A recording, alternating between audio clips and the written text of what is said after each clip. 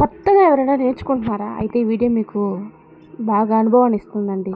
అది ఏంటో చెప్తాను. కొత్తగా కుట్టే వాళ్ళని భలే ఏమారుస్తారు ఈ జనాలు. ఒకప్పుడు 80 రూపీస్ కుట్టానన్నమాట. తర్వాత 90 రూపీస్ కుడుతున్నాను. ఇంకా 80కే కుట్టలేదు అని చెప్పేసి 80 కుట్టినప్పుడేమో బాగుండింది బ్లౌజు. ఫిట్టింగ్ అన్నీ కరెక్ట్గా ఉండింది. మళ్ళీ కుట్టించుకున్నారనమాట.